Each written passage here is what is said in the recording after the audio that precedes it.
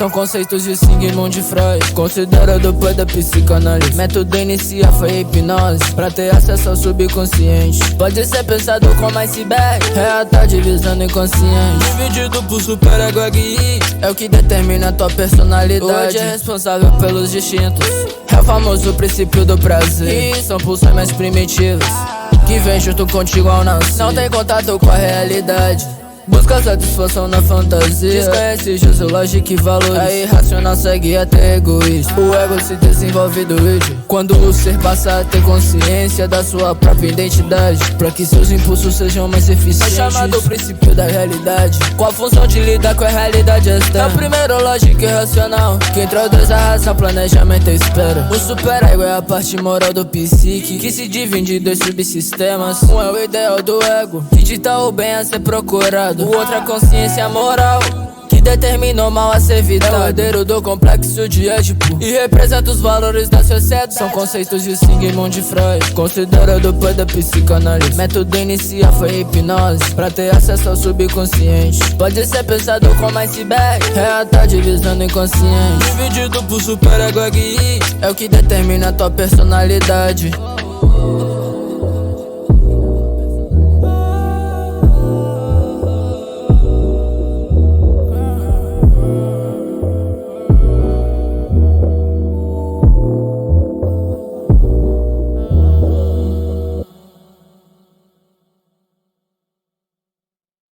Olá, nós somos parte da Tribe Mineira, que é um grupo de analistas e analistas em formação ligados à Sociedade Psicanalítica do Rio de Janeiro e que residem em Belo Horizonte e que estudamos, damos aulas, fazemos análises, supervisões e cursos, divulgando os conceitos fundamentais de Sigmund Freud.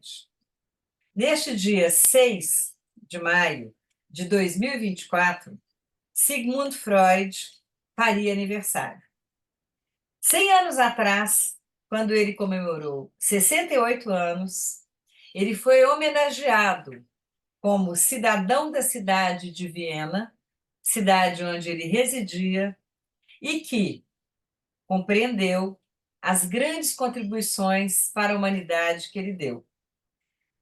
Saiu no Jornal do Trabalhador a seguinte notícia: Sigmund Freud é o fundador e o mestre reconhecido em todo o mundo cultural do chamado método psicanalítico. Partindo das observações das doenças nervosas, nos permitiu aprofundar o olhar nas engrenagens dos processos psíquicos como nenhum outro pesquisador antes. Também continua o jornal: o que deixa a nós, socialistas, particularmente gratos são os novos caminhos que ele mostra para a educação das crianças e das massas. E no fim do texto, há uma referência ao Centro Psicanalítico Ambulatorial, aspas, no qual resultados das pesquisas de Freud são colocados à disposição dos pacientes carentes. Ou seja, Freud era um homem do seu tempo, um homem inovador, genial e socialista. Ganhou também do prefeito da cidade de Viena uma obra de arte do Max Pollack, que eu vou tentar mostrar aqui para vocês, que é essa aqui. Então, um grande artista da época, nesse aniversário de Freud, em 1924, faz para o seu cidadão ilustre. Freud estava muito feliz, porque os filhos estavam amigos uns dos outros e lhe enviaram uma carta do estrangeiro parabenizando. Há 100 anos, ele teria 168 anos hoje. Bom, em homenagem a este dia, né, 6 de maio, eu quero trazer uma passagem da vida de Freud que é bem interessante, que fala da escolha da profissão, né, como é de notório saber, Freud era médico, um grande médico, neurologista, mas a escolha da medicina foi uma escolha, na verdade, pela ciência. Freud era mais afim à ciência do que à atividade médica em si. Com uma curiosidade, né, que veio se mostrando muito intensa desde a infância, adolescência, Freud viu nesse caminho da ciência um caminho no qual ele dizia que queria desvendar algum enigma, entender as relações humanas, entender como o homem chegou a ser quem ele é.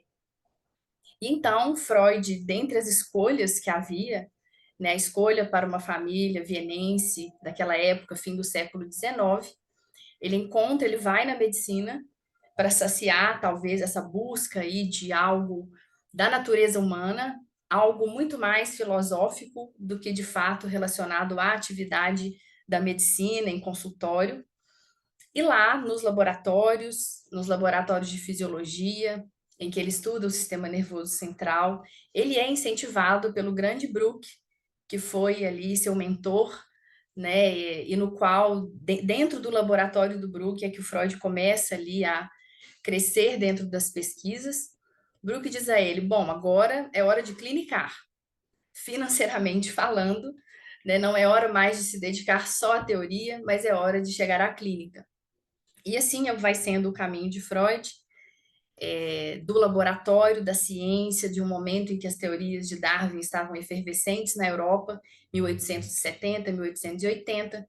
Freud, então, segue esse caminho, mas sempre em direção à descoberta científica, sempre em direção ao método científico aplicado à natureza humana.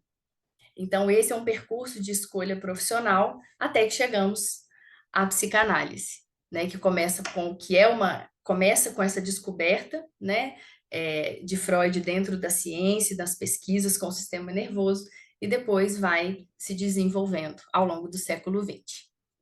Freud, né, como a Paula falou, né, um apaixonado aí pela pesquisa, eu vou trazer um fragmento da vida dele também, né, que com 7 ou 8 anos ele entrou no quarto dos pais e urinou na presença deles. E então o pai, nesse momento muito irritado, falou para o Freud que ele não seria ninguém. E isso foi um golpe terrível na ambição de Freud. O acompanhou durante muitos anos, ele sonhou muitas vezes com isso. E aí, já posteriormente, né, adulto e psicanalista, ele constrói a pulsão epistemofílica, né, como a origem ali, a curiosidade sexual como a origem dessa pulsão epistemofílica, que é a pulsão do conhecimento. Então, a gente pode já pensar, né, como que Freud, desde novinho, né, já tinha aí esse impulso, né, a curiosidade, a pesquisa, começando pela pesquisa sexual e, claro, né, evoluindo para a pesquisa científica.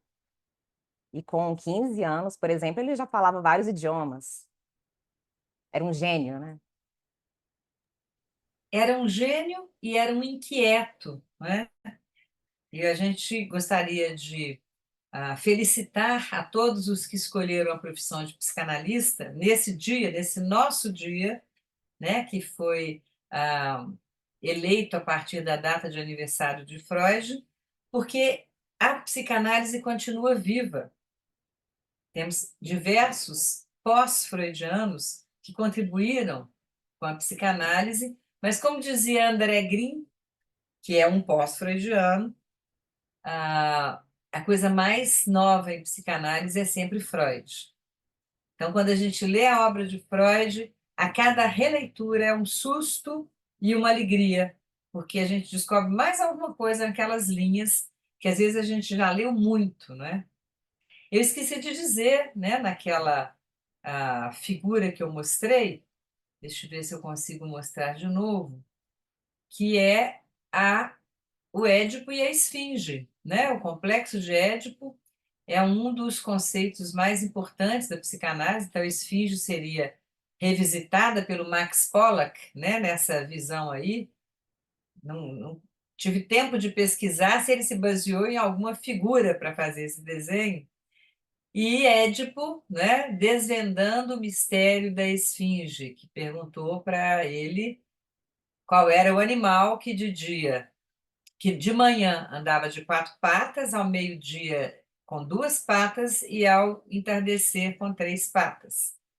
E Édipo, então, liberta Tebas, né, da praga, dizendo que era o homem. E aí está ele já com 3 pernas, né? Então, queremos saudar a todos e convidar a todos para frequentarem as nossas redes sociais, no YouTube, no Instagram, os nossos cursos e seguirem conosco em Freud. Feliz Dia do Psicanalista!